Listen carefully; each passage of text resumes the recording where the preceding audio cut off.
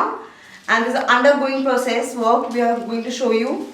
So this is a wardrobe with laminate finish, and we are using HHMR and the core material basically. And this is for the kids wardrobe. Basically, this is an open unit, and this is a sliding folding unit which they will be opening for you.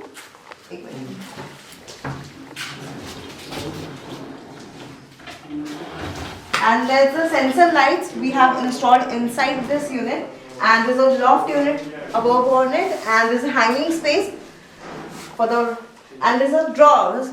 And this right now is a little bit incomplete, I would say, because the handles will be installed in the latest stage of the site probably. And there's a drawers inside that.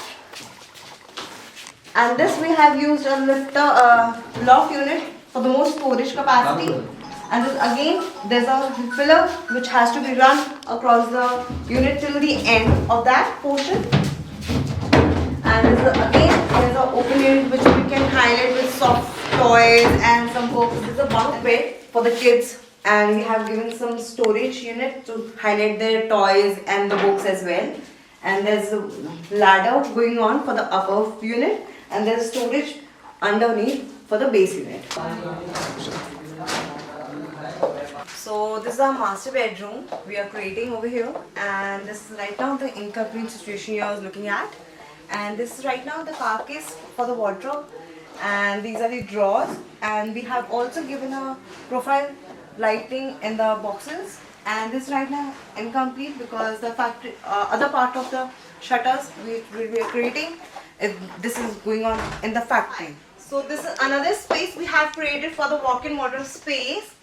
There's a hanging portion we have given, and there's a shelf unit. Again, we have accommodated multiple drawers for the storage purpose, and we have also added the profile lighting in the cabinet. The core material has been used HHMR, and the internal finish has been used fabric laminate for the same. Above we have accommodated most probably loft space for more storage.